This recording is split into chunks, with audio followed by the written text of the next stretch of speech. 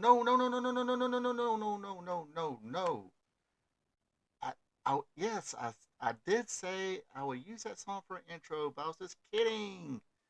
I can't play that song on YouTube. Why? First of all, copyright infringement, and the lyrics of that song will probably get me kicked off YouTube. Sorry. Sorry, folks. Production team. Okay, let's work on another song. Until then, let's let it rip.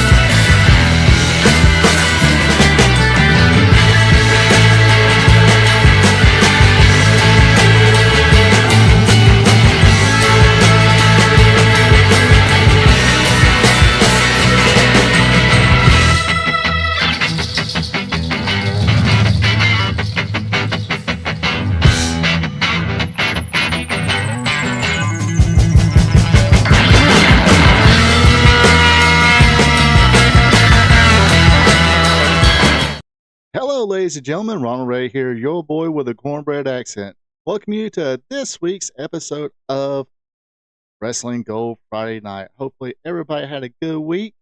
It got cold down here in Georgia real quick. Yesterday was cold. Today was cold. Good thing I bought a new jacket. Back in September, it was a little, had like a little deal on it. Back in September on Amazon, so it got me a nice warm jacket. Now, and also, hey, guess who washed those thermals? This guy. Yeah. So those are going to be very much needed this weekend because, like we do every Friday, we toast the hardworking men and women and who had a hard week, and also toast those who have to work the weekend, like me. I get to work the weekend this week. So cheers to all you folks. Uh, go out and make that money.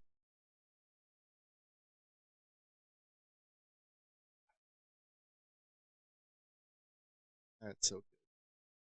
I can't. I just can't tell you how good that tastes. Yeah, I'm sorry. Go ahead. Let me go ahead and apologize to you. I am running a little late today.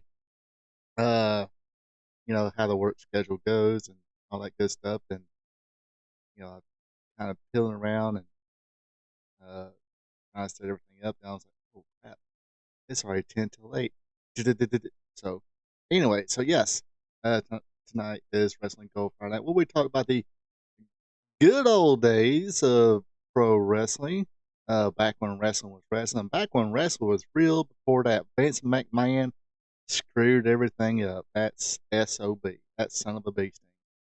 Uh, Joe King, what's all good in the hood, or Miller Winder. Uh, it's cold. I tell you that much. It's cold. I'm tired. Hey, this beer's cold, but it's good. So yes, hope everybody open you up a cold one. Or if you don't drink alcohol, open up a nice cold bottle of water, soda, pour you a nice tall glass of sweet tea, lemonade, whatever you drink, and take a swig for the working men and women out there. And of course, we're going into Thanksgiving week or weekend next week. Everybody's gonna be shopping and stuff like that. I'm not. So anyway, Appreciate everybody tuning in. Let me go ahead get all the BS out of the way because everybody's already jumping on the chat. I love seeing that. Gotta get more people in this chat. Let's go. Uh, so yes, if you are watching this live, feel free to join us in the chat here. Uh, kind of bring up some memories you have of anything I discussed this evening, or just like these folks did, joking what's all good in the hood. It's all good. Brenda Watson with her alien hand waving. Hello, Brenda Watson. Hello, Joe King. What's up? And if you say hello, I'll say hello right back at you. Or if you just drop a comment, I'll say hello to you as well. It's always nice to be nice. Yes. Anyway, so yes, if you're joining us live, uh, uh, join us in the chat. If you're not with us live, hey, there's always comments, things. As soon as this thing, I'm done with this thing, it is on YouTube forever. I don't think I'll have a reason to take it off. Not that I know of. But so yeah, leave your comments on there if you're not watching this live. Also, if you're slightly entertained by this, uh, click that thumbs up button. That's greatly appreciated. Lets me know that you like it, you were entertained. Of course, you do say anonymous. I really need to point that out. You're anonymous, so nobody else sees that you like it. I know some of you got reps. Also, if you're not a subscriber yet, hey, be a champ. Click on that subscribe button. It's definitely going to be appreciated. Trying to grow this thing out and see what happens. Uh, there we go. Joe King, I was going to text you after the show yesterday. It's just a pocket for Starrcade. Yeah, I when I was setting up last night, going through the show and everything, I was like, it's the it's the anniversary of Starrcade '84. So yes, we for our watch along tonight, we will be watching an episode of NWA World Wide. Few days,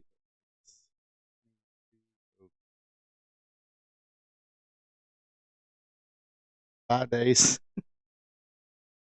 5 days. Yes, folks, I still got old fashioned that way. Like I said, sometimes if I got to count 21, I got to take all my clothes off.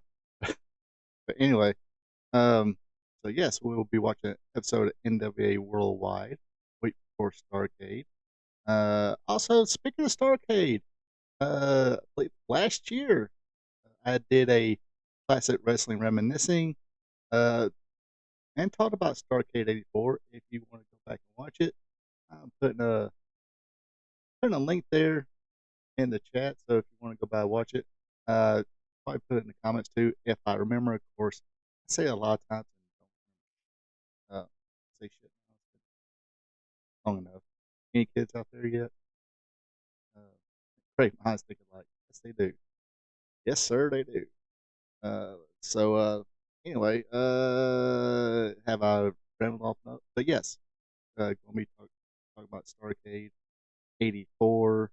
Uh, I go a little more in depth into the actual event in that video. I just posted a link up, so check that out and let me know what you think.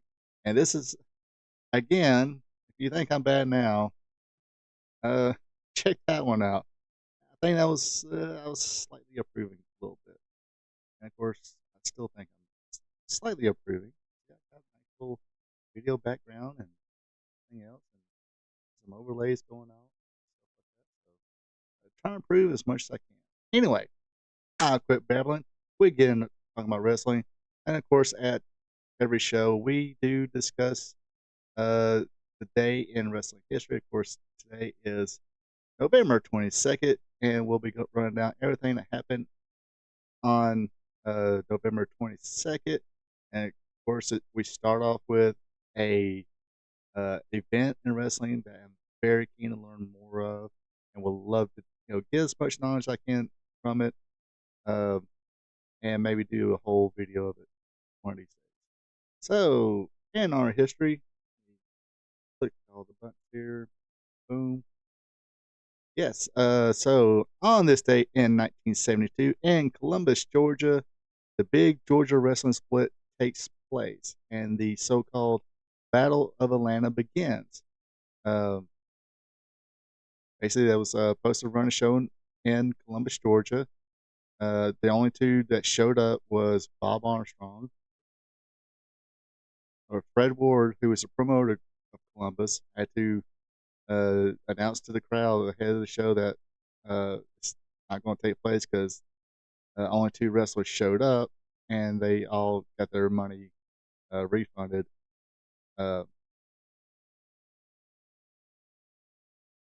okay, okay. Anyway, so yeah, two wrestlers showed up. Sorry, turn up here. Fred Ward did a promoter in Columbus announced to the crowd ahead of the show that all money would be returned whether fans decided to stay or leave. So, because only two, like I said, only two wrestlers showed up, that being Bob Armstrong, of course. I believe the Fullers, Welches, Robert, Ron, Buddy Fuller, helped break uh, Bob in and also gave him his initial big push. So he was definitely loyal to uh, the Welches. I think. Okay, Buddy Fuller done left, and was it Lester Welch who came in? See, I need to anyway, Lester Welch came in. I mean, according to the Studcast, Ron Fuller's podcast, basically they traded, like he said, he from his words, they traded lives. Uh, he had a farm or ranch, or Buddy Fuller had a ranch here in Georgia, or a big piece of property farmland. Moved all this stuff out and move into uh, Lester Welch's ranch in Florida because he was going to take a, they pretty much sold each other's stock in both companies and then went forward.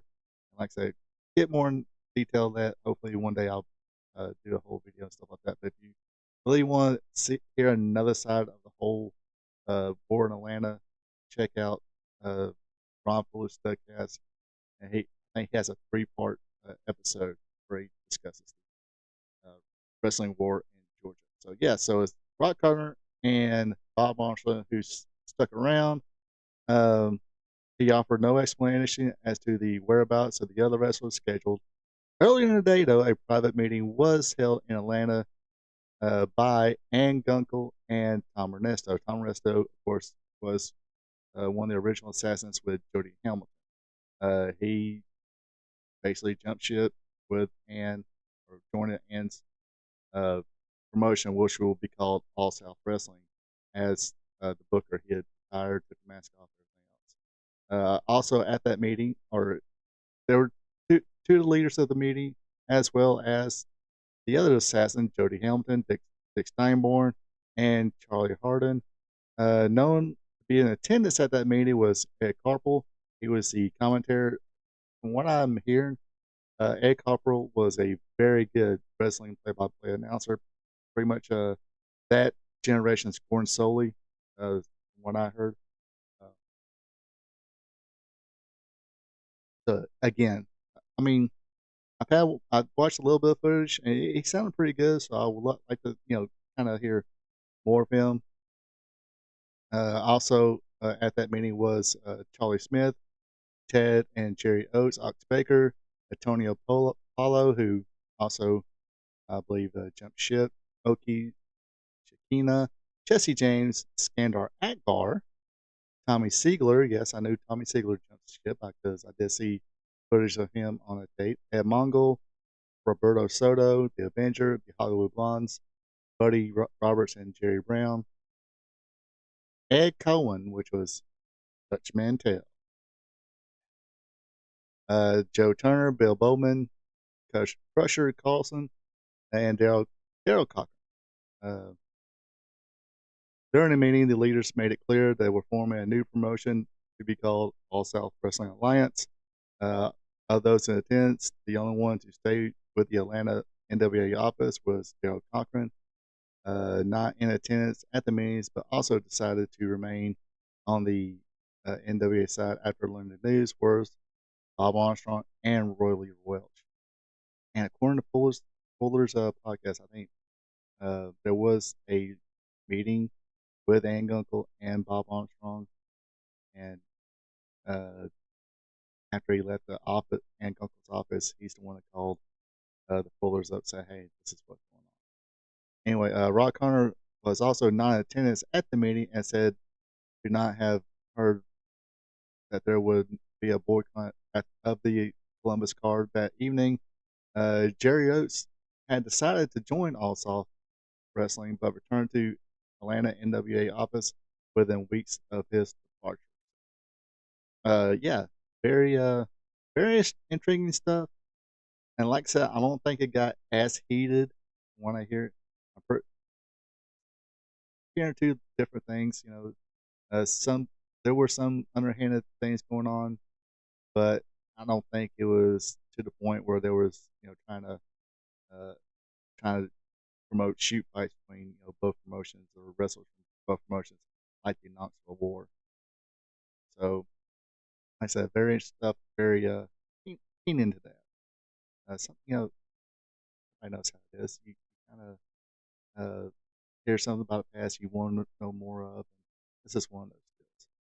All right. On this date in 1973, like I kind of mentioned last night, a lot of the territories would do Thanksgiving shows, Christmas shows. Well, 1973, there was a Thanksgiving night show at the Greensboro Coliseum, and it's 8,000. Nick DiCarlo defeated Joe Soda. Scott Casey defeated Joe Burr. Bob Brugers defeated El Gancho. Bill Watts defeated Brugard.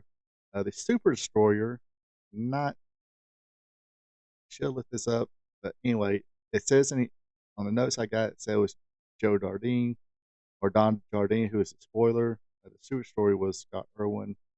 Maybe maybe they got confused or whatever, but Don Jardine and some kind of mask defeated Rufus R. Jones, Rip Hawk, and Sweet Hansen, who was one of the top tag teams in that territory at the time, defeated Eddie Graham and Mike Graham.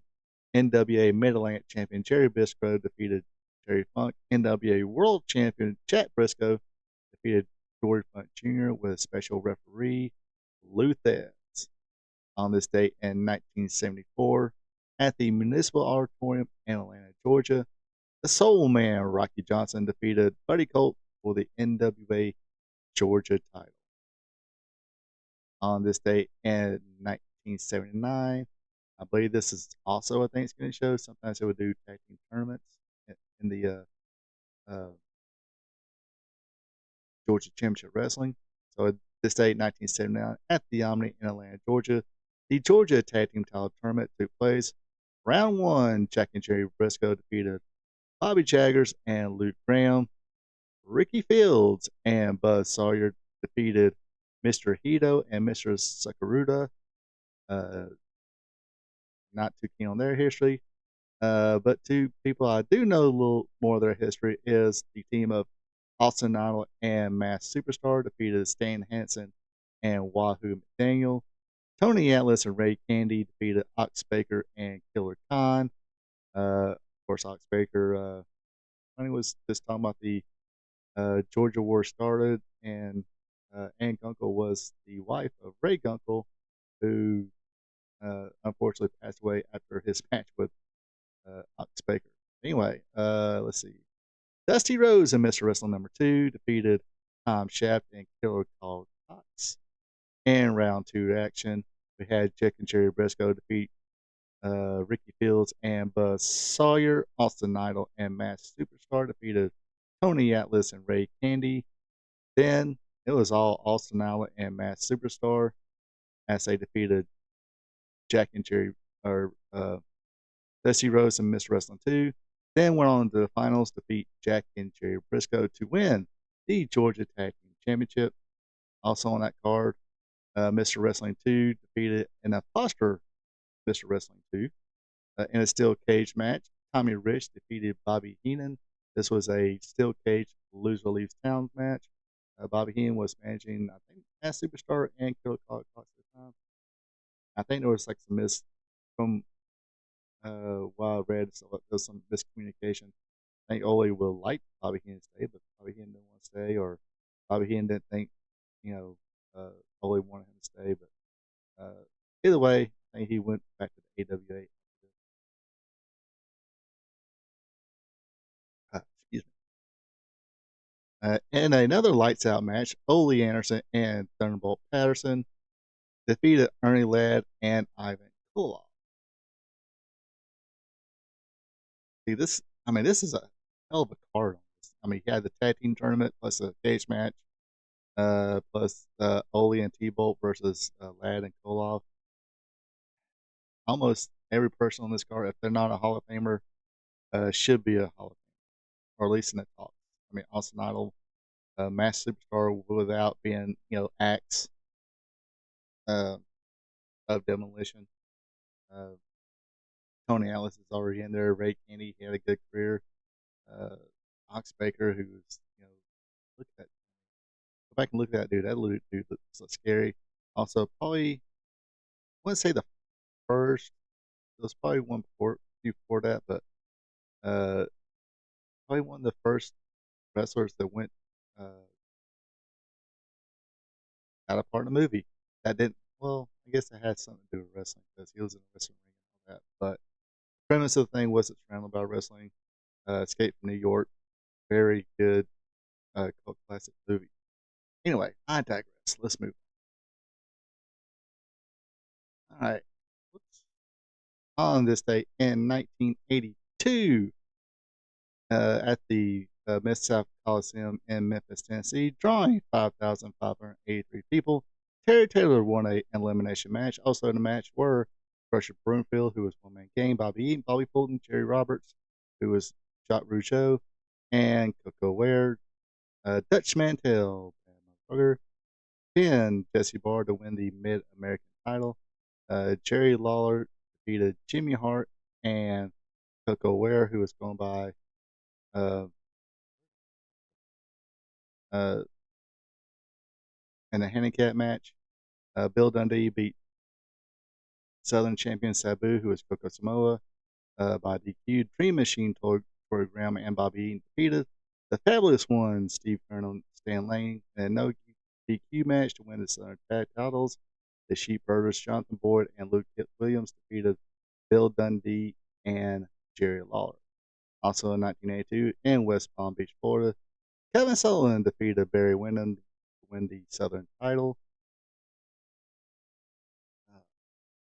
Yes, I think we discussed Barry Windham last night on the Spot Show live stream. He was so good. I mean, you had, if you watch any of the shoot interviews and they mention Barry Windham, they'll tell you he's on that he's on that list with Brad Armstrong, Bobby Eaton, uh, and countless others who is just so smooth and easy to work with. All right, of course, the main event of the show tonight, or the main talking point of the night, is on this date in 1984. Starrcade '84 took place. This, of course, was in Greensboro Coliseum. Uh, on that card, Danny Brown defeated Mike Davis to win the NWA World Junior Heavyweight Championship. Brian Diaz defeated Mr. Ito. Jesse Barr defeated Mike Graham in a singles match where he defended the NWA Florida Championship. Assassin number 1 and Buzz Tyler defeated the Zambu Express, who was Frank Kenny was one of them. Bad Lord Wood Brown's the other. But they went by Elijah Hakeem and Kareem Muhammad. At that time, it was an elimination match. Let's see. For the NWA Brass Knuckles Championship, Manny Fernandez defeated Black Bart. Paul Jones defeated Jimmy Valiant in a tuxedo street fight. Loser leaves town. Ron Bass successfully defended the NWA Mid-Atlantic Heavyweight Championship against Dirty Dick Slater, but won that match by disqualification. J.J. Dillon was the manager of Ron Bass. In a tag team match, Ivan and Nikita Koloff defeated Ole Anderson and Keith Larson, with Don Kernodle in their corner. Of course, Keith Larson was Rocky Kernodle, Don Kernodle's brother.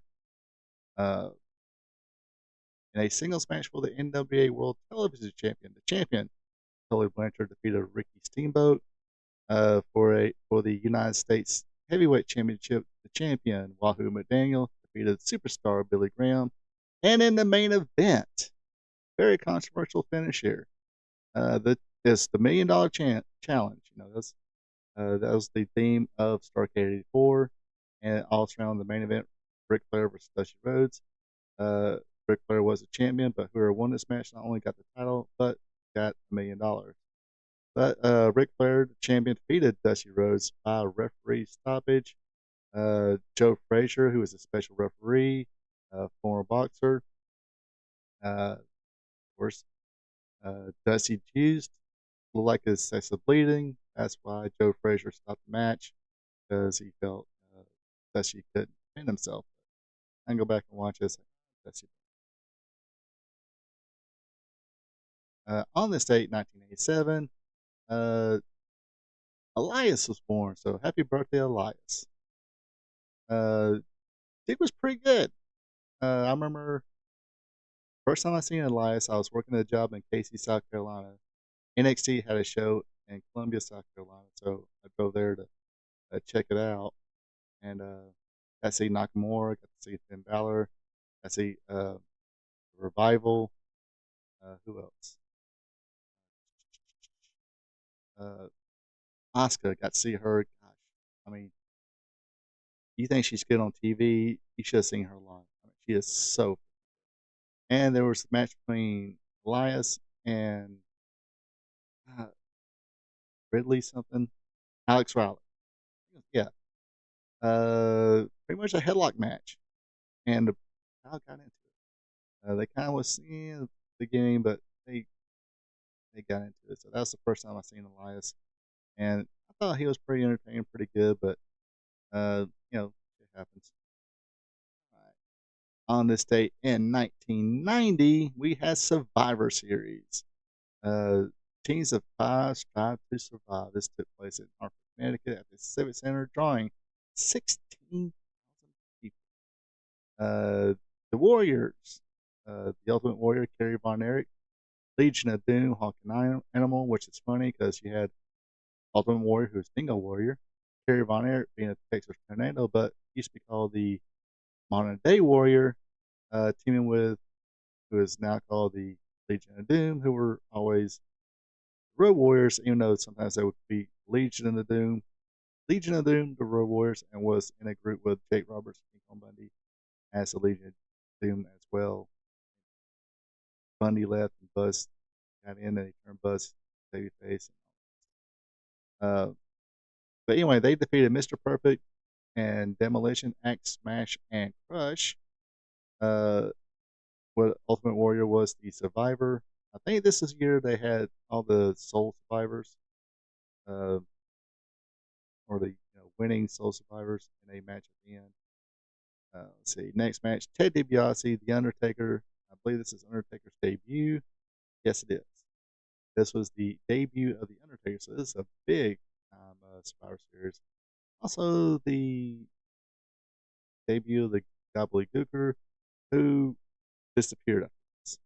Anyway, so Ted DiBiase, The Undertaker, Honky Tonk Man, Greg Valentine defeated Dusty Rhodes, Coco Beware, and the Hart Foundation, Bret Hart and Jim Neidhart. DiBiase was the survivor of this match. Next one, we had Rick Martel, Warlord, Hercules, and Paul Roma, who were collectively known as Power and Glory. Very underrated tag team. Should have been probably pushed a little more. Actually, pretty good. But they just didn't last long. They would go on to defeat Jake Roberts, Jimmy Snuka, and the Rockers, Mario Jannetty and Shawn Michaels, in an elimination match. Martel, they were all survivors. Martel, the Warlord, Hercules, and Paul Roma all were survivors. All right. And we got Hulk Hogan, Jim Duggan, Big Boss Man, and Tugboat. They defeated Earthquake, Haku, Dino Bravo, and the Barbarian. Hogan was the sole survivor of that one, of course, because all right, then we had Nikolai Volkov, Tito Santana, and the Sheepherders, the real Sheepherders, but they would call themselves the Bushwhackers. Now just walking around funny and licking heads, no more blood, guts, and winning tag team titles all over the country. Uh, Luke Williams and Butch Miller. And this one kind of upset me too when I seen this. It's like, no, they're not bushwhackers. They're not silly baby faces. Well, I didn't know who. It's silly good guys who lick kids on the head. Anyway, uh, they went on to defeat Sergeant Slaughter, Boris Zukov, and the Orient Express, who was Akio Soto and Pat Tanaka. Another guy, Pat Tanaka, bravely underrated. Bad Company, another underrated. So this show not scream old. Yeah, it does scream old school wrestling on this one. Loved early Survivor Series about as much as the early Starrcade Survivor Series was pretty decent. Like I said, this weekend, or probably not this week, but of course the week I am going because I got everything notes already, pictures I can get, uh, ready to go. Just need to buckle down and record a video. So maybe if I get home early enough Saturday, early enough Sunday, because I get here Saturday to get ready to watch the pay per view. Sunday, pretty much get ready for next week. But anyway, I quit boring, go with bullshit. Anyway, yes, so the Nikolai Volkov team won that one. Tito Santana was the survivor on this one. Usually, especially around this time, Tito Santana don't get the big wins.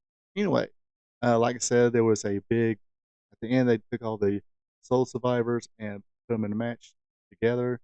So the team of Hulk Hogan, Ultimate Warrior, and Tito Santana went on to defeat Ted DiBiase, Rick Martel, Warlord, Hercules, and Paul Roma in an elimination match. Hogan and Warrior were the sole survivors. On this on this day in 1991 at the Global Wrestling Federation, John Tatum and Rob Price defeated Steve Simpson. At the time, Steve Simpson was one half tag team champions with Chris Walker, but he was having to defend him alone. That's pretty much how he gets defeated because Chris Walker left the promotion prior to the match. So your new champions were John Tatum and Rob Price. On this day in 1993 in Memphis, Tennessee, at the Mid-South Coliseum, Buddy Landell pinned Jeff Jarrett to win the USWA title. Later on in that same show, Jeff Jarrett turned around, won a battle royal to win the vacant USWA Unified World title. So, lose one, win one. What they always say. All right, this day in 1995 in Memphis, Tennessee, at the Mid-South Coliseum, Miss Texas defeated Tasha Simone to win the USWA Women's title. And last but not least, on this day in 1998, World War III was presented by WCW at the Auburn Hills, Michigan, at the Palace, drawing 17,670 people, shown live on pay-per-view. Wrath, Brian Clark, Anna Bomb, whatever you want to call him, defeated Glacier, poor Ray Floyd. Floyd was a pretty good. He did not need it. That's it. Anyway, they was trying to go for the Mortal Kombat fans at the time, which was not. It had a niche, but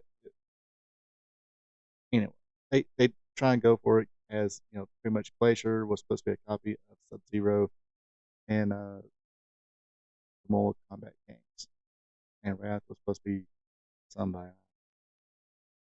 But anyway, Stevie Ray, that suckers need to know, defeated Conan via disqualification. Ernest Miller and Sonny Ono defeated Perry Saturn and Kashihashi. Billy Kidman defeated Juventud Guerrera to win the WCW Cruiserweight title. World Television Champion Chris Jericho defeated Bobby Duncan Jr. He rest in peace. And in the three-ring battle royal, Kevin Nash won the whole thing.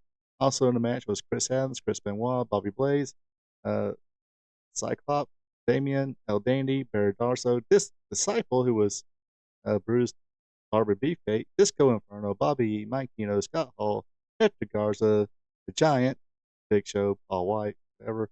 Glacier, Juventud Guerrero, Chavo Guerrero Jr., Eddie Guerrero, Van Hammer, Kenny Chaos, Kazuhashi, Horace Hogan, Barry Horowitz, Prince IKA, Chris Jericho, Canyon, Billy Kidman, Conan, Lanny Lane, Lex Luger, Liz Mark Jr., Lodi, Demon Linko, Steve McMichael, who's in fast shape, Ernest Miller, Chip Minton, Rey Mysterio Jr., Scott Norton, La Parka, Buddy Lee Parker, Psychosis, Scott Fusky, Stevie Ray, The Renegade, Rick Wilson, Scotty Riggs, Perry Sanders, Silver King, Norma Smiley, Scott Steiner, Super Callow, Johnny Swinger, Booker T, Tokyo Magnum, Delano 5, Vincent, who was Virgil, uh, Kendall Windham, which we talked about last night, Wrath, and Alex Wright was all in this match.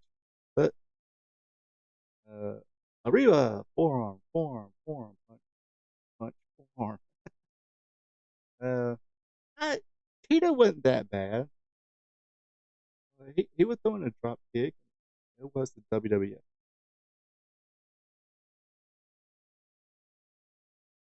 He just didn't do the Mexican dive.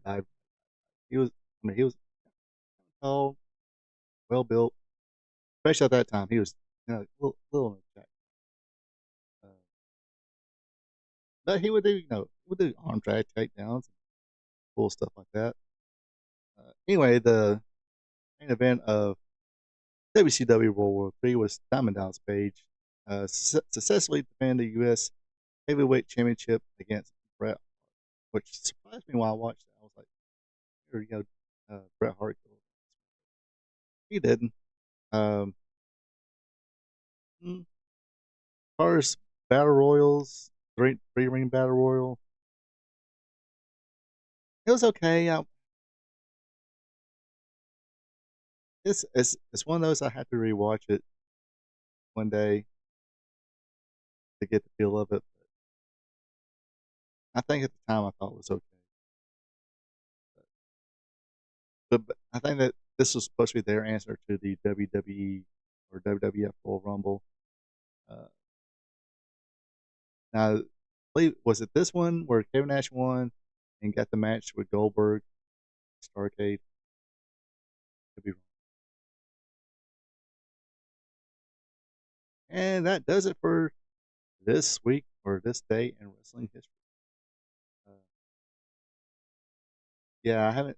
Yeah, I've seen it once in '98, and that was pretty much it. Um, maybe I think at the time I thought, but I don't know. Maybe if I watch it now, I mean, just reading the names of it that were in it, it'll probably be kind of cool. Be like, oh, I remember him. Uh, Unfortunately, we all remember that Benoit guy. Not to digress again, but damn, he would be in the Hall of Fame, probably teaching young guys how to work, or young guys and girls how to work. But fucker went nuts. That's all I'll say about it. And no, he don't deserve to be in a Hall of Fame. That was a big Christmas. But that's neither here nor there. So let's watch some NWA wrestling. What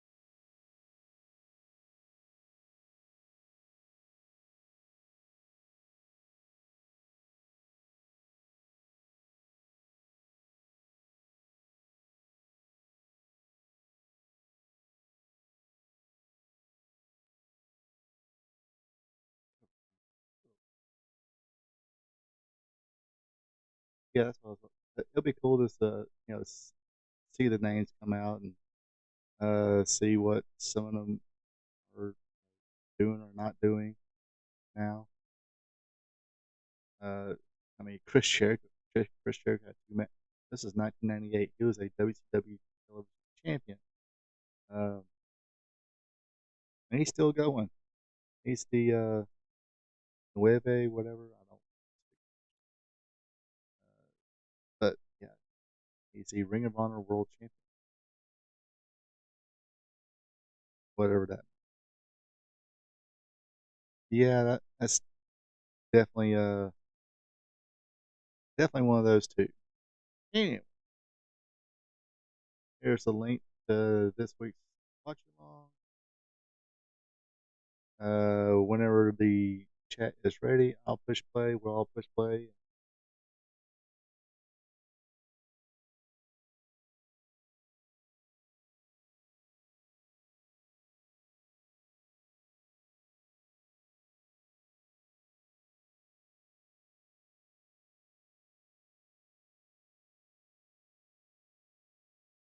But yeah, as soon as y'all ready, yeah, as soon as you're ready, let me know.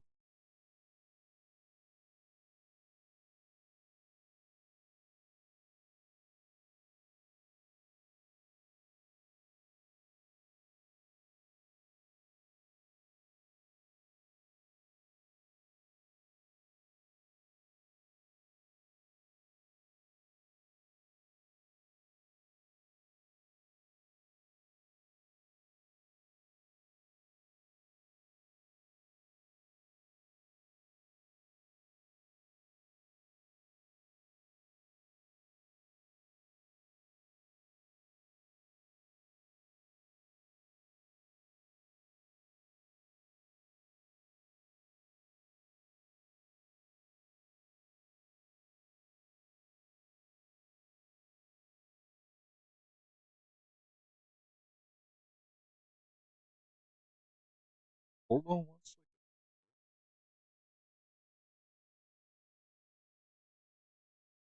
Yeah, I was actually going to play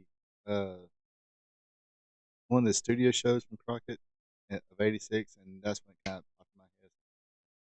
Find something, 1984, week before start, or days, weekend shows before start. All right, good to go. All right, push play in 5, 4, 3, 2, 1. Press play now. All that funky music.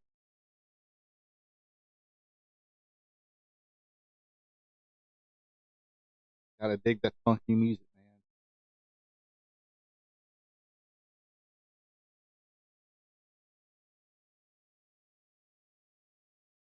Raging Bull, man.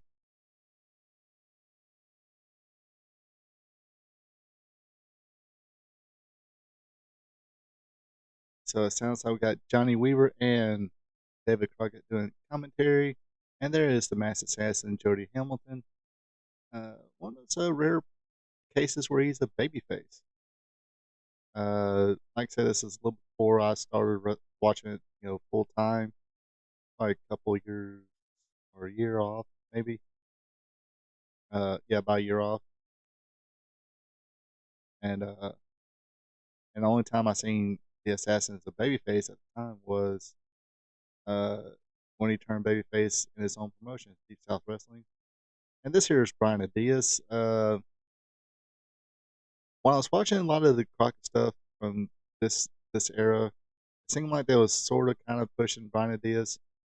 Uh, Not sure where he was going to go from there, but I guess he decided to go back to Texas. He would always get bigger pushes in Texas because he was friends with the Von Erichs, childhood friends with Kerry Von Erich. Um, and of course, he would wind up turning heel against the Von Erichs in what, 87? I just like the intro and the music, that funky music. Of course, I always loved the Memphis. Every time I went to commercial break, that boom, boom,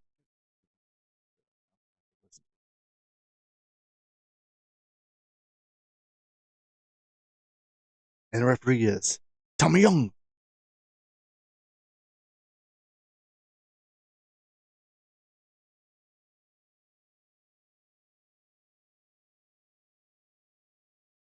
So of course the commentators are very much pushing Starrcade 84.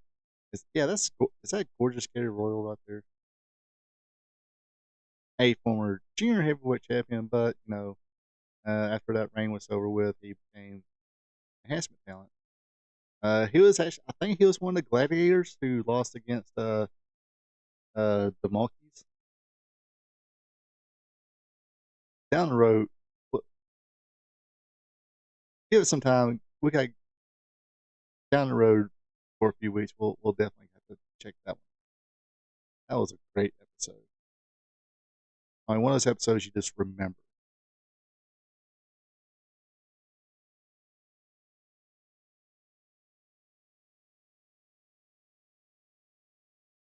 Now the assassin for a guy his size was he was very mobile. I mean, I remember seeing him throw drop kicks and stuff like that.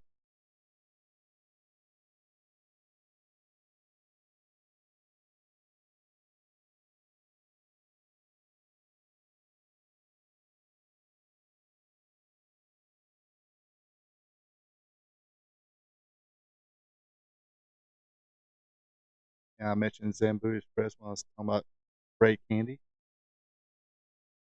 Oh, and yes, this is a big time finisher at the time. He did it. Mike Rotundo did it.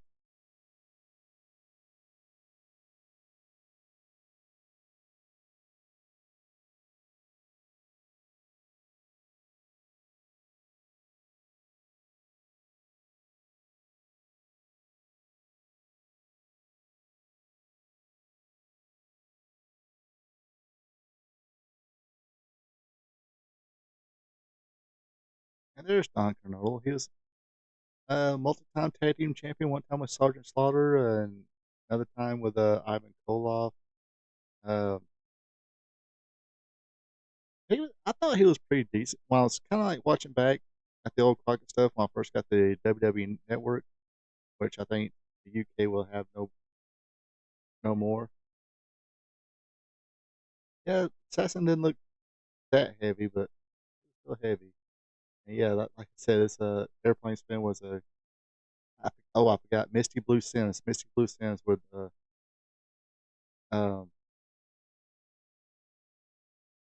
use the airplane spin.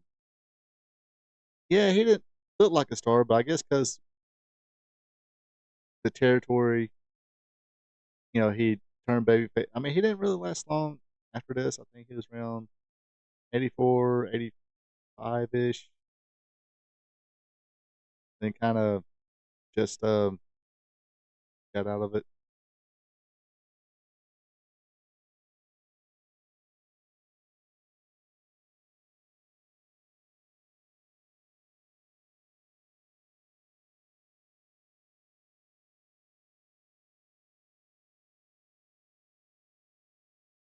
And I think after he got out of wrestling and became a police officer, Don Canola did.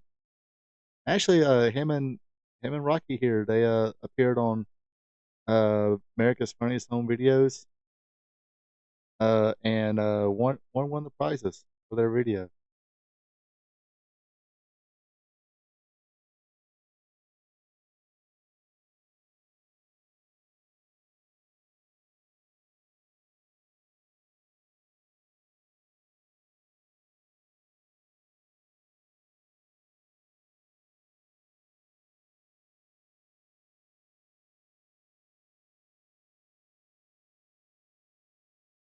This is kind of cringe right here. Rocky looks kind of like a doofus. I want to wrestle them. No, you're not gonna wrestle. I'm the big brother, mother. You're not gonna wrestle Koloffs, dumbass.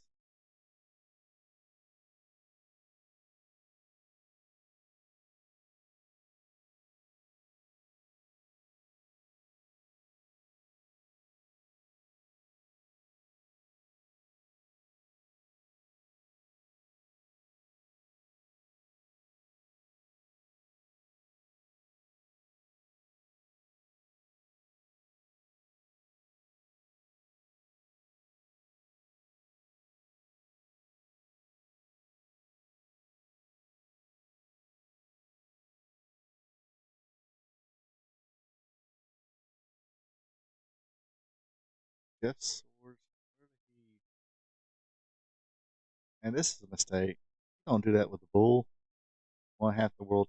At the time, he was one half the world tag team champions with the American Dream, baby. Dusty Rhodes.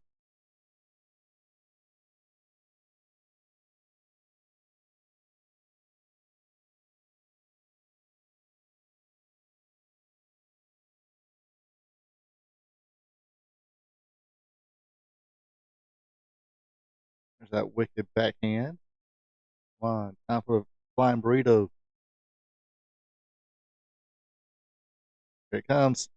Boom. Is that it? Yep.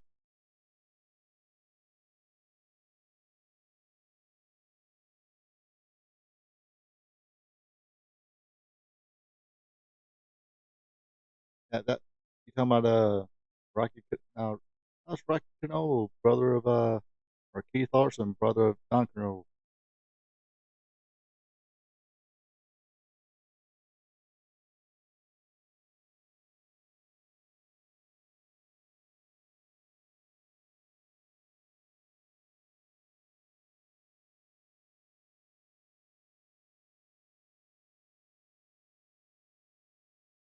And that music was synonymous with Starrcade.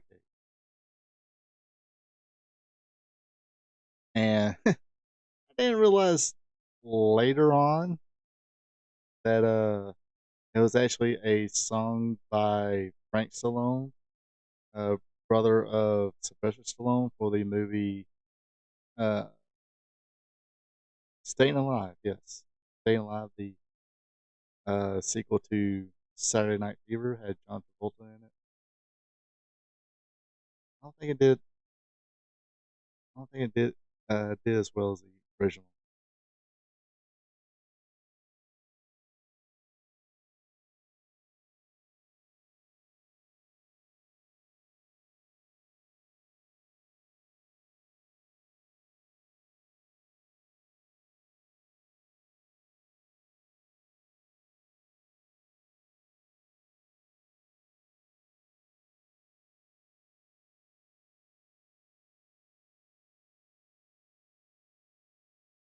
And that's a young, very young Tony Schiavone. I think him and Lois only had 3 kids at the time.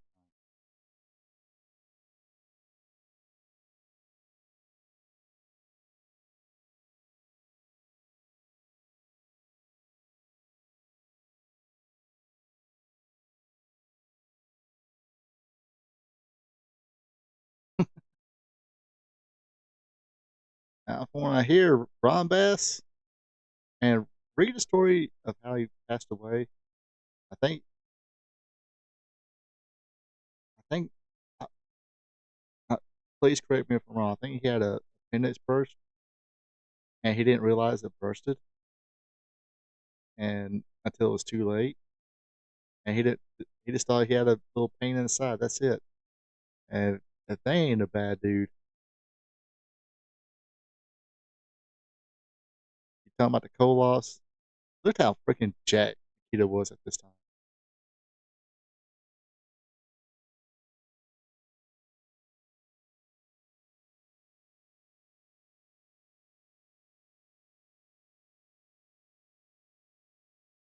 He was jacked right here, but then I mean, he was always big, but then he got off the gas. He kind of trimmed down. There's that tune again.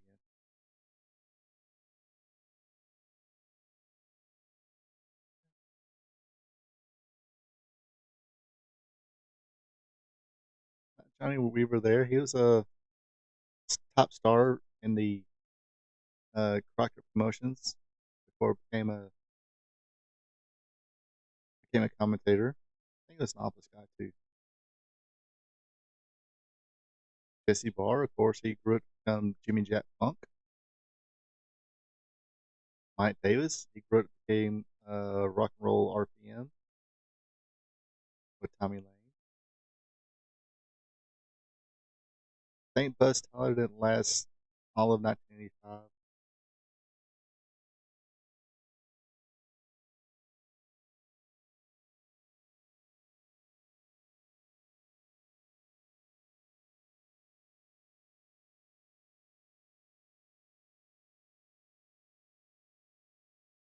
Now, Paul Jones, he's a longtime wrestler, but he was getting to the manager thing. Paul Jones Army. He started with the Barbarian. Assassin was part of that group one time. They came in the uh,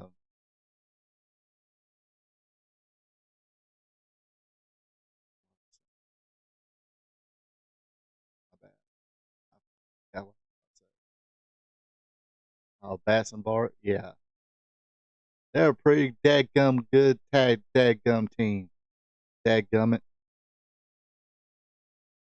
They would dadgum whip any dadgum body.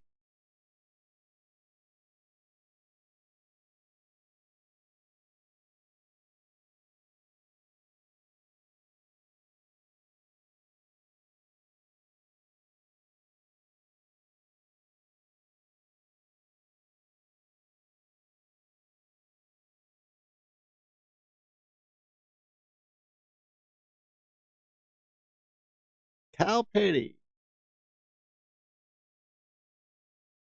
Cal Petty, of course, the son of Richard Petty, NASCAR legend. Of course, Cal Petty, was a driver of time as well.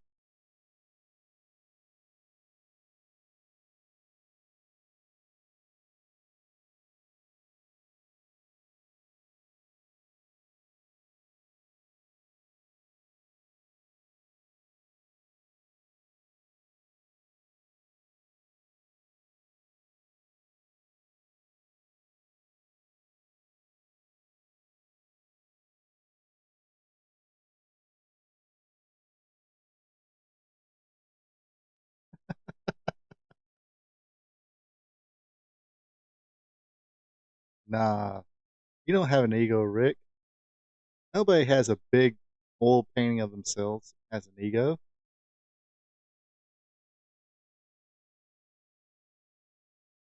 Yeah, I mean that's the thing about it.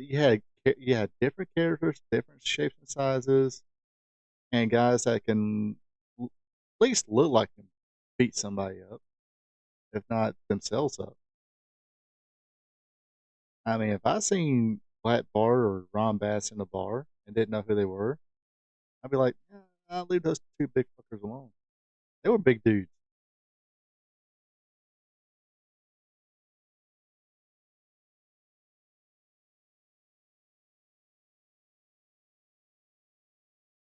Yes.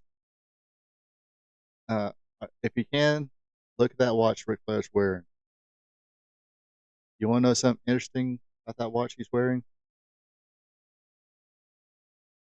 That watch probably costs more than my whole wardrobe collection. All I'm talking about all my shirts I have, jeans, shoes, socks, underwear, underneath shirts, thermals. I was just talking about all of it.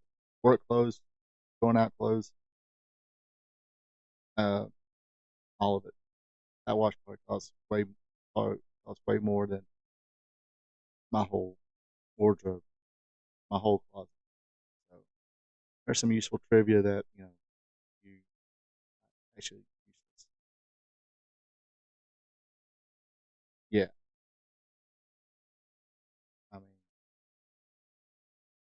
and like I said, what was it, a few weeks ago? Was talking about Chris and Mark Youngblood and Jay Youngblood. They were all Puerto Ricans, not Indian, not Native Americans. Wahoo was Native American. Yeah, Flair was a man. I mean, looked healthier at this time. Was I mean, he was not old. Yeah, how old he was at this time,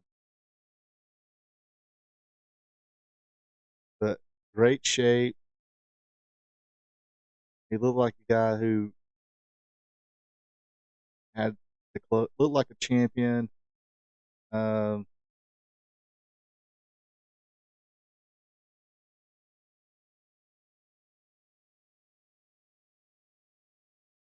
and he said $13,000. Yeah, that's that watch costs more than anything I have in my place, anything I have in my possession. Okay, maybe not my vehicle, but close enough.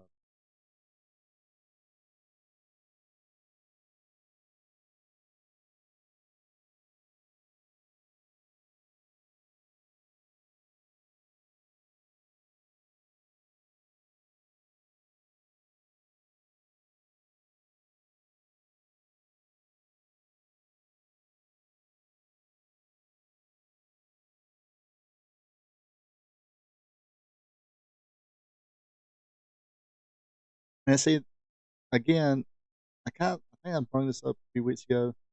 How it's just a dynamic. Wonder why Flair was not in more 5-star matches from the Observer. Honest opinion, or just be somewhat. I don't. Who cares? I mean, I think at one time Dave Meltzer was very uh didn't want to give every just throw out 5-star matches to everything. It's more selective.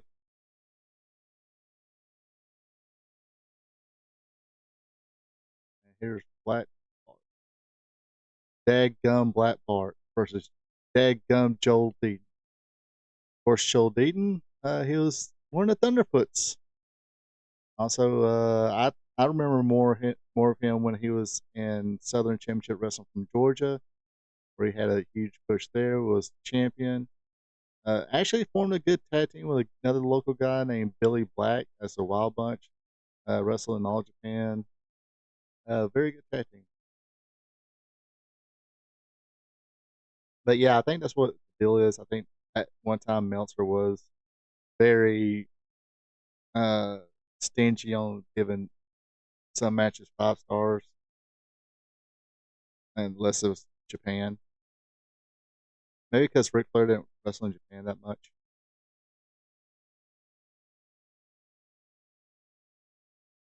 I mean, he would make his business because he was a traveling world champion. But now here's Dadgum Black Bart just wrecking the eyes of Dadgum Joe Deaton. And now he Dadgum punched him in the Dadgum jaw. And here's a Dadgum suplex.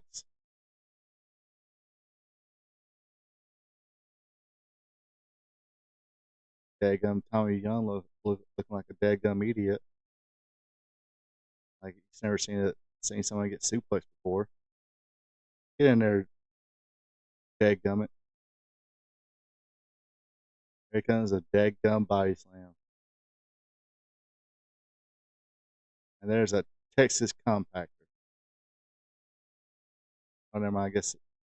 I guess okay. Texas compactor is the leg drop from the middle rope.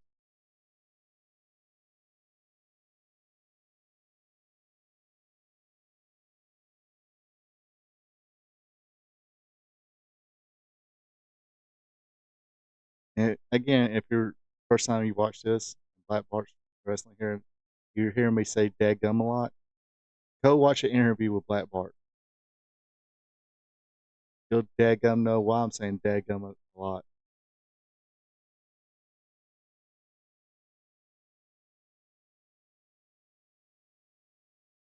Oh, nice. List for me tomorrow. 44 DVD collect. God dang. From 82 to 2023. I haven't bought anything from eBay in a long time. Oh, I mean, about 2 years ago when I bought this desktop here, desktop computer, I got for really cheap.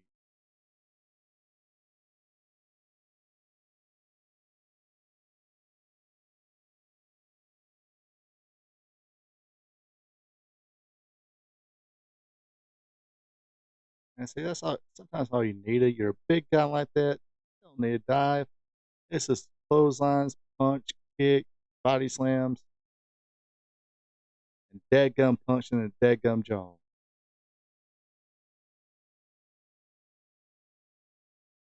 And because there ain't a dead gum thing Joel Dean can do about it.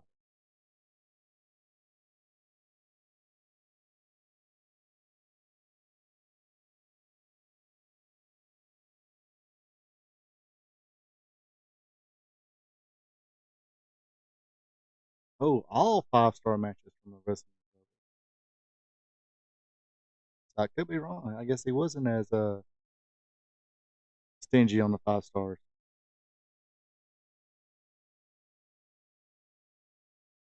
But I'm just kind of going by what I've heard before.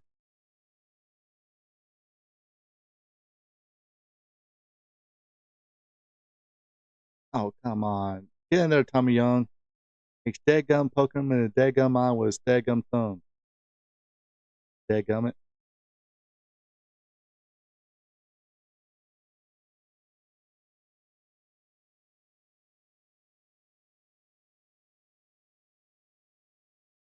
Okay, that wasn't the best looking pile driver in the world.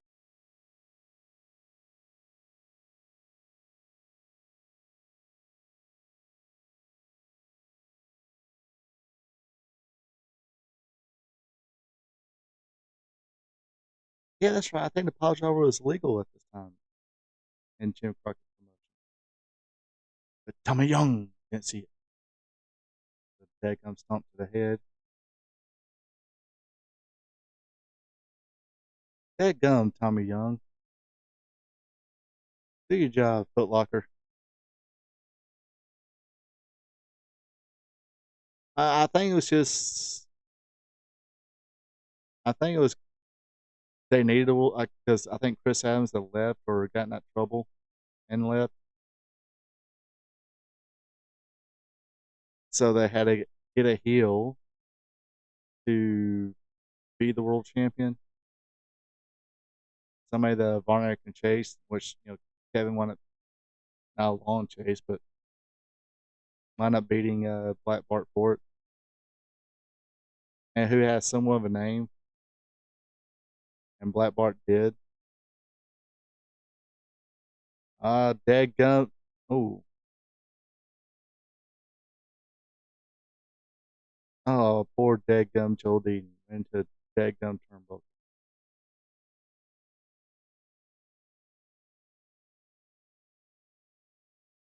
The girls are crying.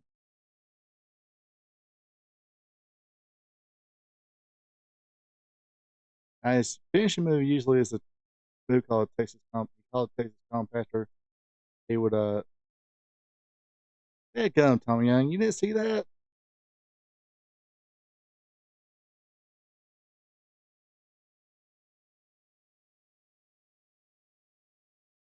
Oh, here we go. Dusty Rhodes and Ric Flair. I like that hat. I want a hat like that.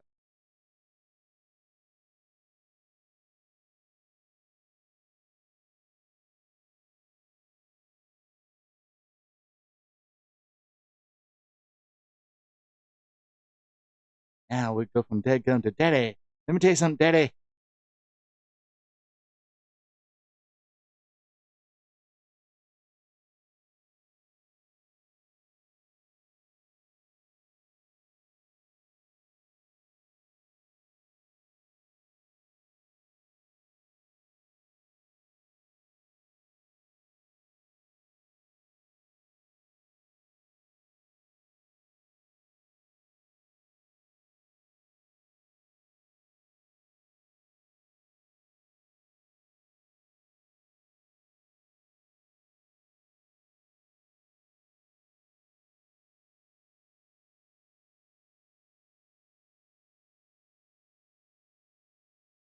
But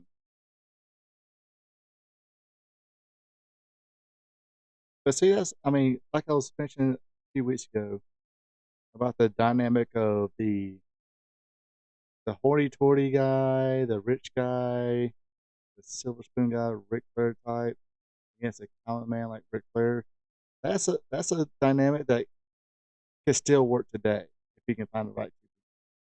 I mean, you went from like you know Buddy Rogers and Bruno Sammartino, Buddy Rogers and Lou Thesz. Then you had Dusty and Flair. Then in the '90s you had Austin and The Rock. Austin the Common Man, uh, the Bionic Redneck, and all that drinking beer. Then you had Rock wearing $500 shirts, $1,200 pants, and all that shit. Uh, that's a dynamic that always works. People can relate to that. People can relate to a common person not liking a quote unquote rich kid, rich person, and stuff like that, or just a hoity-toity snob prick.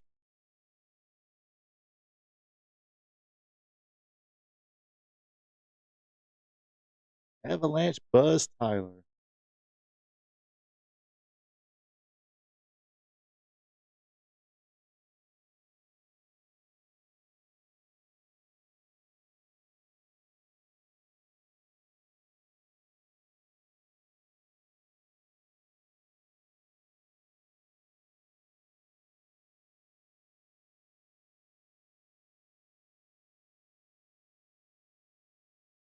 Mark Fleming,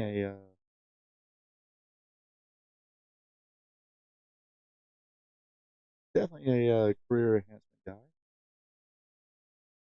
And yeah, I think I don't think maybe a few months in 1985 he lasted. He won a Mid Atlantic Championship.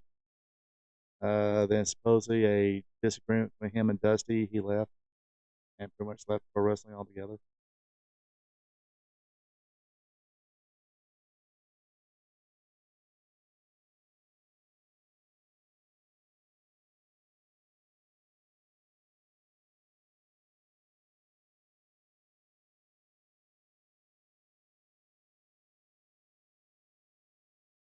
I think he was billed like the Heart of the Carolinas or Mr. Carolina from South Carolina or something like that.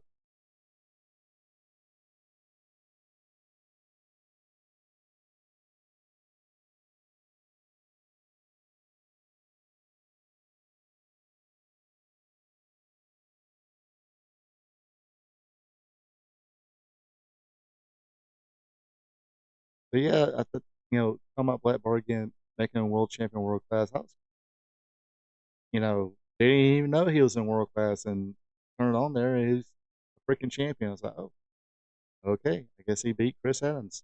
That's like I said, we didn't know nothing of nothing. There was no internet. I sure as hell didn't know what a dirt sheet was. Didn't care what a dirt sheet was. Just watch wrestling because I enjoy watching wrestling. Kid, uh, and of course, find out like a week later, Chris Evans is in world class.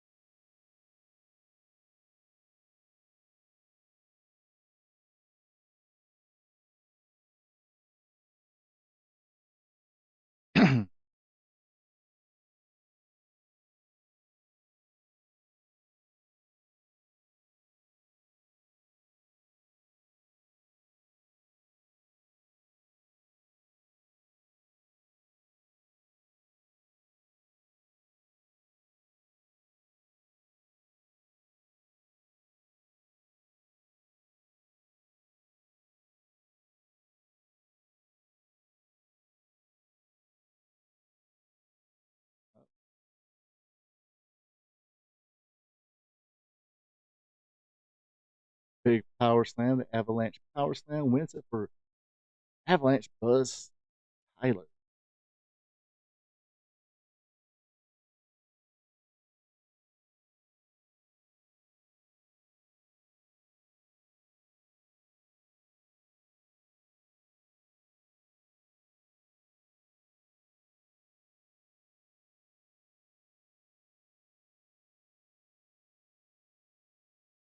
So I guess he lasted a little bit longer than 85 than I thought. He left Jim Crockett from promotions in 1985. Uh, he refused to, return the title, stripped of it, leaving, claiming that the book of Dusty Rhodes, baby, withheld the money he owed him. So they wound up creating a new championship.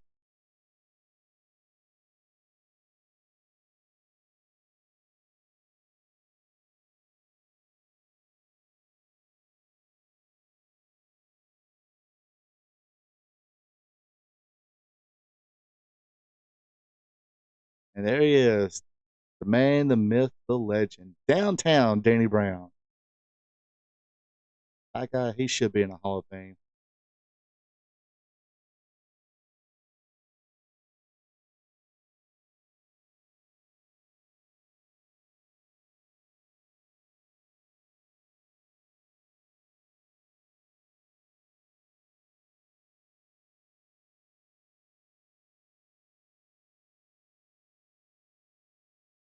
Whoops.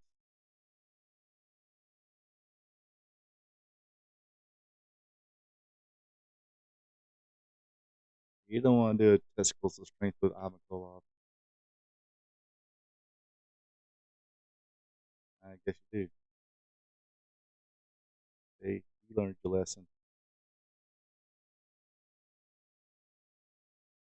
Of course, Ivan Koloff, a former WWF champion, defeated uh, Bruno Sammartino.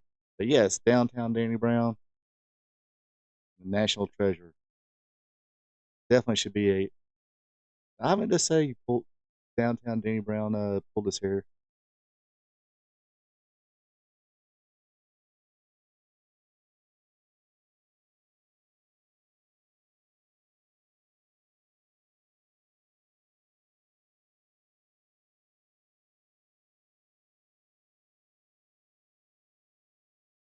And let's see, this is Tommy Lane here. Of course, Tommy Lane will wind up teaming with Mike Davis as the Rock and Roll RPMs.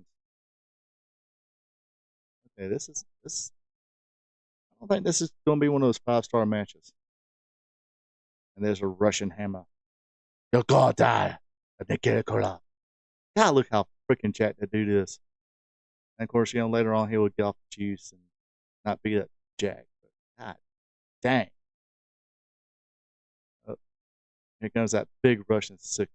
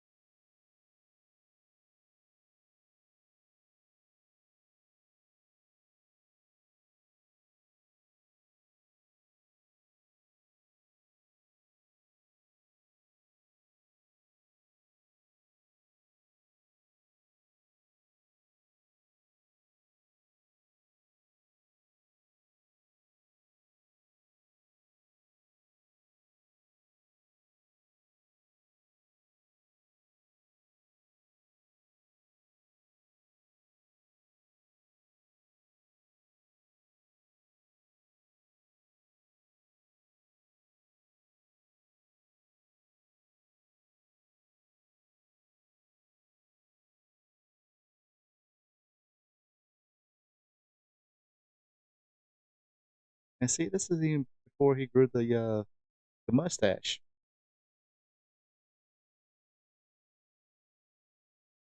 What you looking at over there, Tony Schiavone?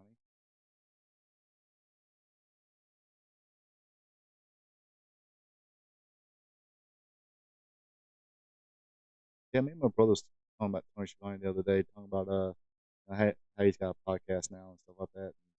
When you watch him on during time he was a commentator, stuff like that, you didn't think he was a freaking dirty old man or a filthy mouth dude.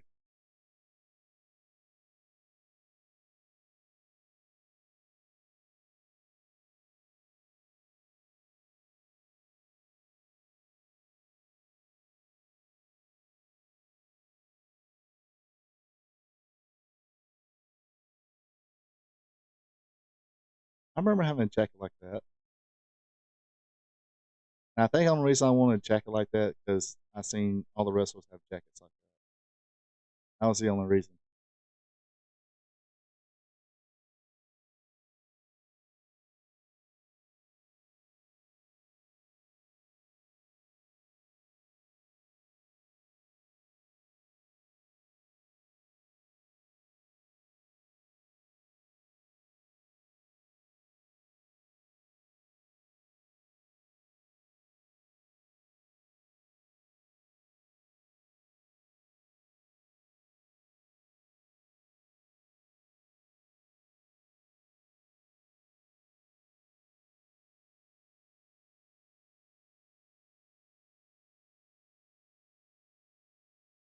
Everybody always says how Tully Blanchard was a great heel, but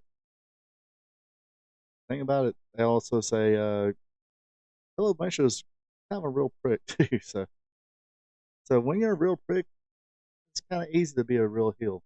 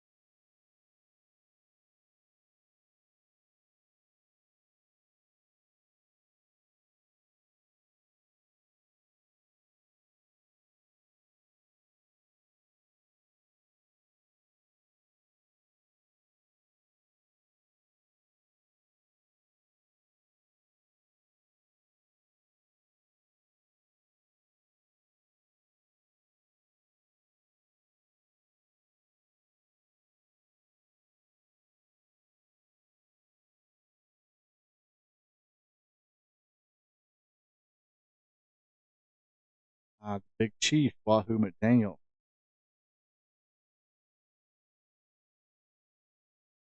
If you want to watch people be chopped,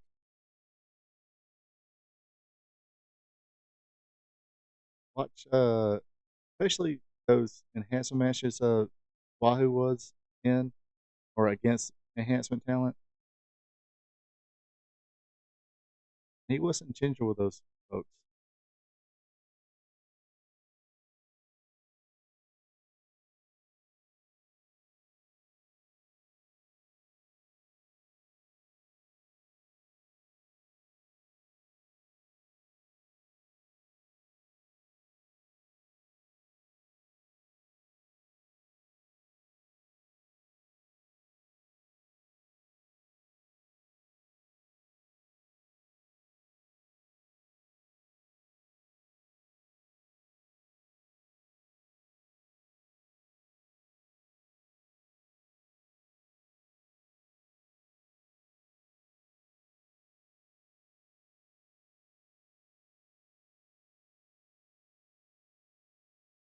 And yes, Sam Bowie number one, he is bad Leroy Brown.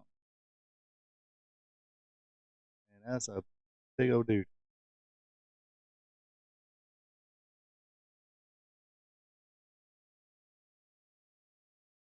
That's a young Sam Houston. Kind of got me. And look at it, pretty skinny there. And he was kind of starting his career out here and as a protege of Dusty Rhodes.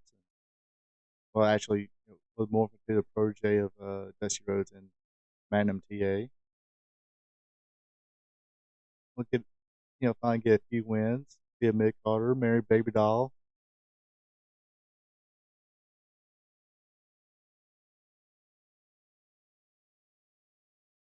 Also, the brother of Jake St. Roberts and Rockin' Robin.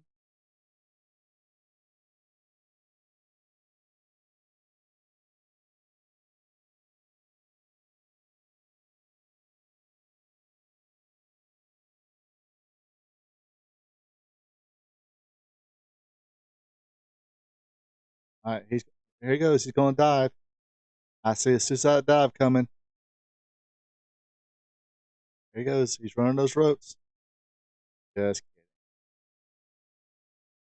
I think the only person that did suicide dives in '84 was probably Dynamite Kid and Tiger Mask. Maybe actually the Nightmares, Ken Wayne, Danny Davis. I think the Invader, one of the Invaders in Puerto Rico.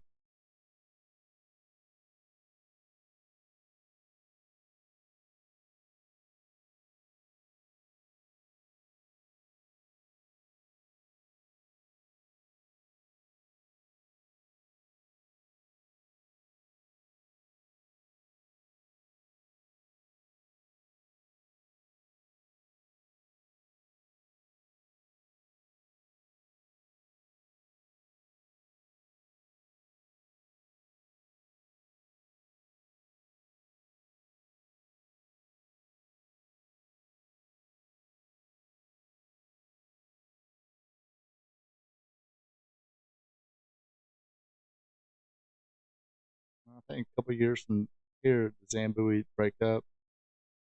87, 88 ish. I think Ray Candy starts teaming with a guy by the name of Grizzly Boone, and they formed the Commandos, Commando Ray, Commando Boone.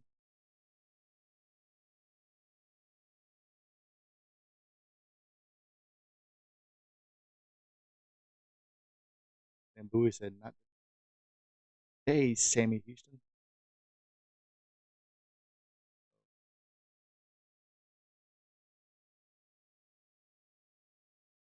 The heavily inspired from Abdul the Butcher elbow drop, wins it for Badly Warrior Brown. And that was a, believe it or not, still, this was a flying elbow drops like that, not from the top rope. Would would win matches for Dusty Rhodes, Jimmy Valiant, Abdul the Butcher, and speaking of Dusty Rhodes, baby, here he is, the Bull of the Woods, if you will, Dusty Rhodes.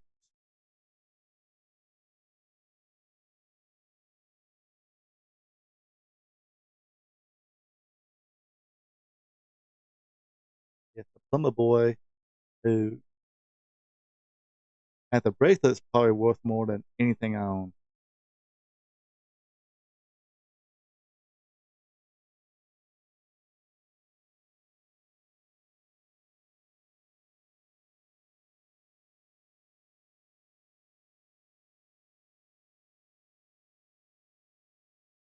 Yes, the man, the myth, the legend, if you will, Dusty Rhodes, the American Dream,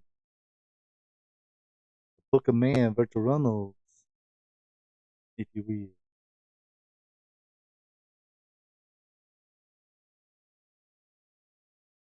I heard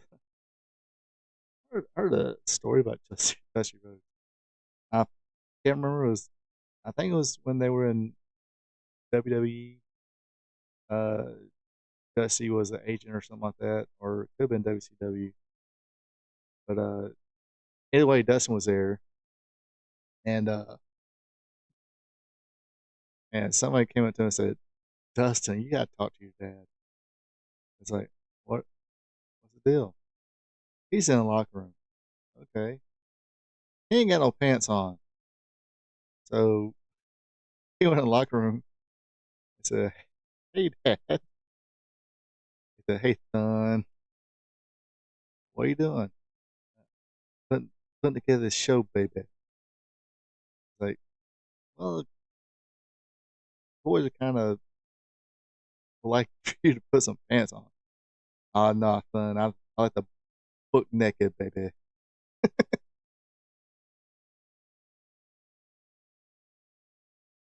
So, yeah, now that image is everybody's mind. Dusty Rhodes sitting on the bench, no pants on, right in the show, baby. Booking the territory, if you will, baby. Right, move it.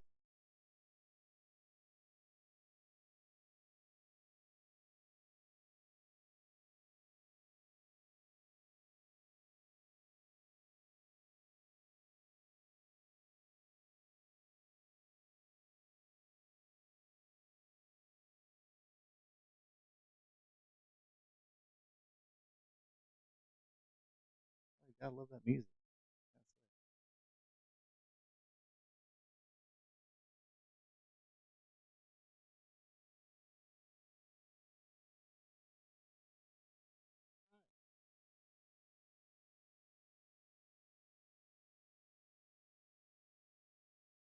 There we go. The prelude, the episode of Worldwide. Nice. Yeah, the superpowers. I remember the superpowers. Nikita and Dusty Rhodes, baby. That's when Magnum had his accident. They decided to turn Nikita babyface. Barry Windham came back. Speaking of Barry Windham, well, they should have gave the push to Barry Windham, but I kind of understand why they did, or Dusty didn't at the time.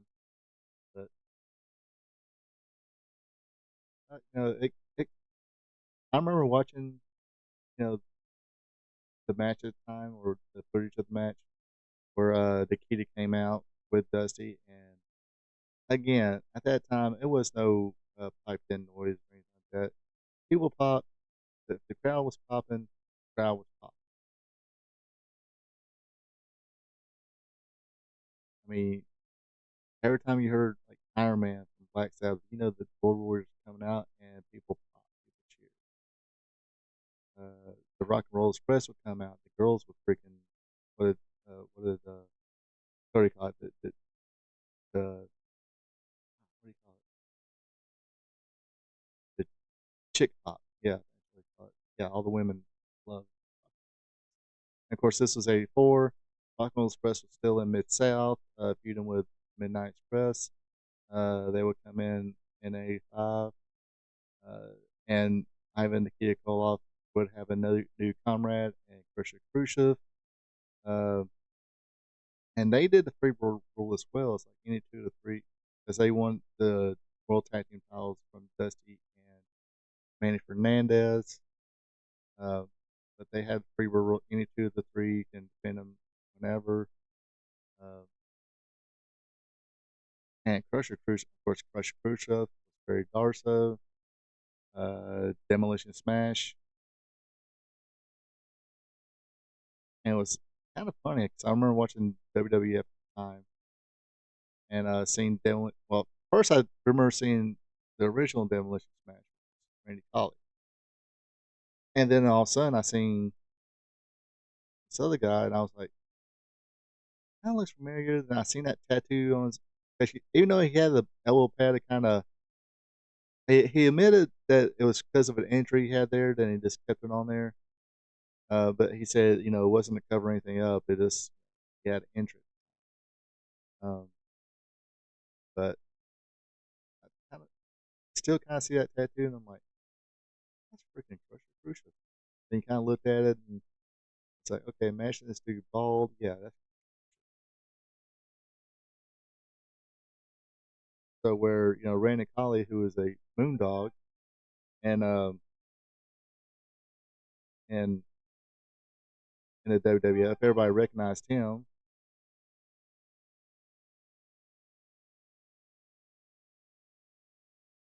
Um, but the fans in the WWF didn't really recognize Crucial because he had a face paint, new gear, grew his hair, what was left of it.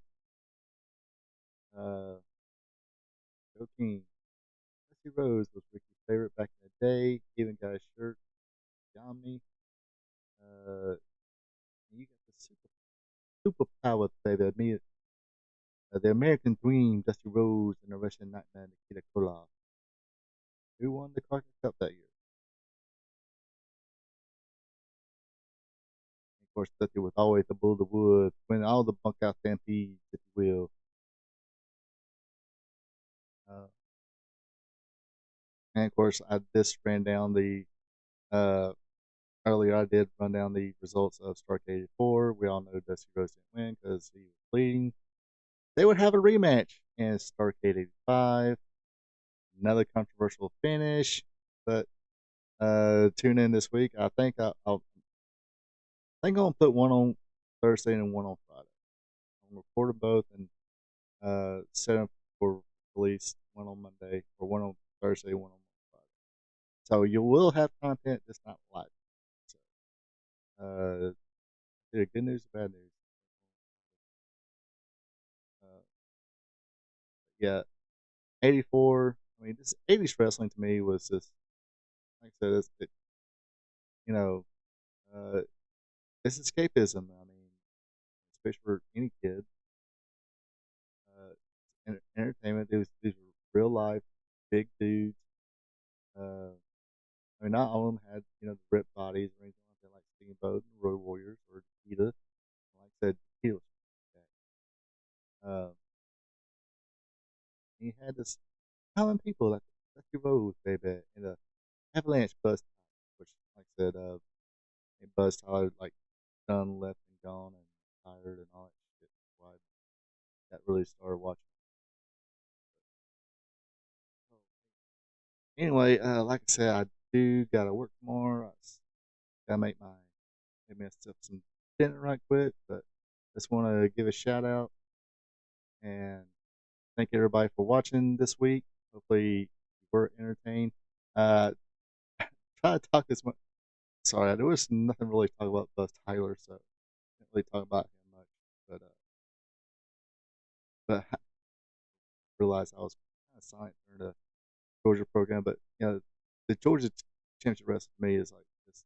It just draws my attention. I don't know how to explain it, but yeah. Hopefully you folks liked it. Like I said, if you wasn't live on the chat today or this evening, uh, leave a comment on the comment section. Just want to say hello. That's always cool. And if you like it, give me a thumbs up. Share this with friends too. Hey, watch together. Say, hey, this dude's pretty cool. Become a become a subscriber. And of course, if you're not a subscriber, but be greatly appreciated if you do click that subscriber button. It's absolutely free of course. Like all you gotta do is click that button. You're subscribing. Hit the notification bell as well. You'll know when all my content comes out. What else can I say? I think I got all the bullshit out of the way. Oh yeah, I mean it was just so much, and he has so many. He still had a territory. So you had again, you had Memphis, you had Puerto Rico, you had Mid South, you had World Class, you had Mid Atlantic, you had a WWF, of course. Am I missing anybody? Continental, love Continental, love Southeastern, and went to Continental. Uh, like I said, then you had the upstarts. You had the Deep South Wrestling who were trying to it's kind of, I guess you could call it outlaw at the time, but it is what it is. Uh, and yeah, everyone has its own niche. Uh, you just didn't see the same old, same old. I mean, yes, you had a couple brawlers. They like be the same. No, did you? I mean, in other words, like if you see two big guys in AEW, I hate to pick on them, but it is what it is. Um, they're gonna do the trade in the forearms, no sell chops, no sell this. Back in the day, let's go in there and freaking fight. And yes, some of these territories, as a little bit of spoiler alert, when I was going back watching Starrcade '85, there was a lot of blood in that show, but uh, there were no needles. Okay, needles used during the match or anything like that. Yeah, AWA had some cool stuff. I mean, they had. I mean, even when I started watching, they had young talent, but they just because I went rewatched the match recently with Nick Botwinkle versus Kurt Hennig, where Kurt Hennig won the title. Even though it's kind of obvious, Larry Zbyszko handed him something and he used it, and of course he couldn't really prove it. That was the angle at the time, but the crowd popped when Kurt Hennig won the championship. It's like even though Kurt Hennig was a good heel, not really the time to turn him heel. I mean, this won a world title and stuff like that, and uh, maybe if they just kept him healed and had the pressure of being a champion, uh, would make him turn heel, something like that. Maybe start doing some under uh, some little bit of cheating here and there to keep the belt. Did that instead of just turn him heel to win it. Always had. But anyway, like I said, this does for me this week. Appreciate everybody tuning in. And like I said, everybody hopefully have a happy, safe Thanksgiving. Eat plenty of turkey. Watch plenty, bunch of football. Like I told my boss today, he was trying to get everybody's schedule for next week. And, I told him, well, the site I'm working, I'm working Monday, Tuesday. That's it. Friday, uh, I'm going to be working on eating turkey sandwiches, watching movies, and playing video games. Um, the AWA on ESPN. Well, see, I didn't have ESPN. I didn't have cable TV. Yes, at one time, not everybody had cable TV. Just didn't go everywhere. Uh,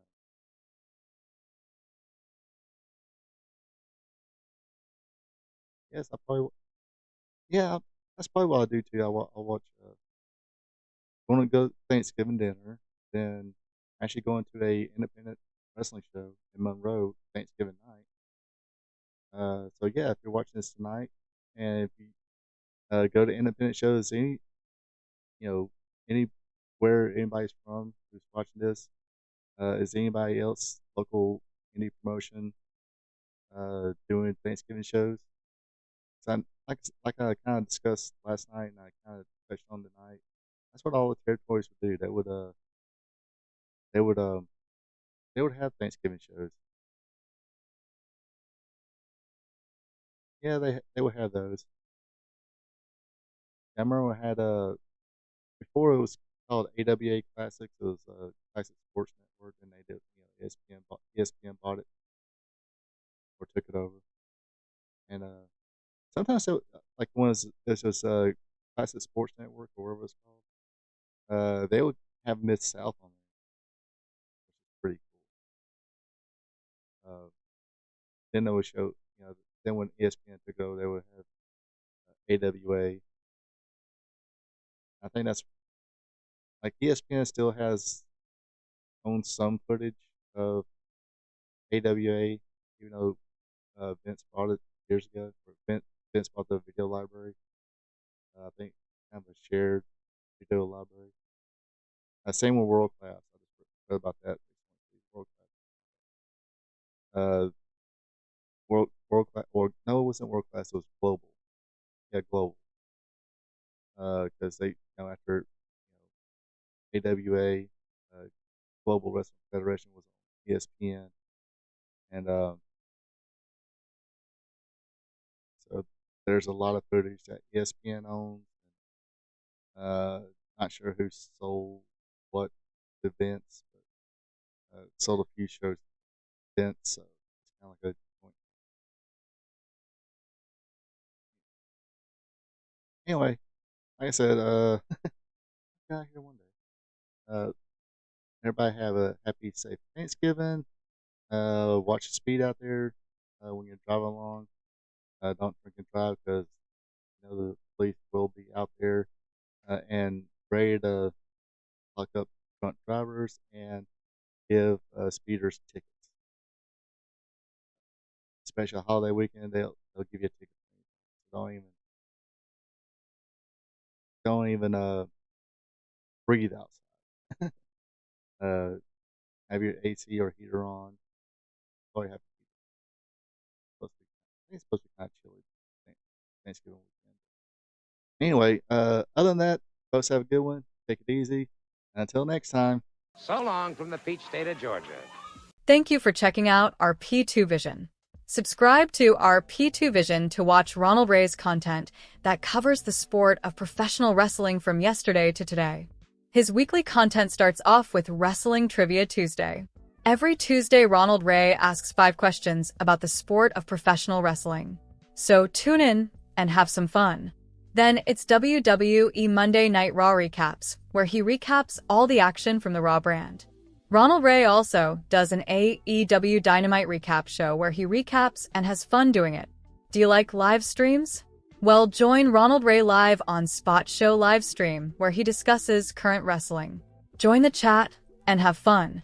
Spot Show Livestream is on Thursday nights starting at 8 p.m. If current pro wrestling isn't your thing, like all wrestling past and present, or you're a new fan and want to hear how things were back in the day, then tune in to Wrestling Gold Friday night, where Ronald Ray discusses back in the day when wrestling was wrestling, featuring watch-alongs. That's Wrestling Gold Friday night on Fridays starting at 8 p.m.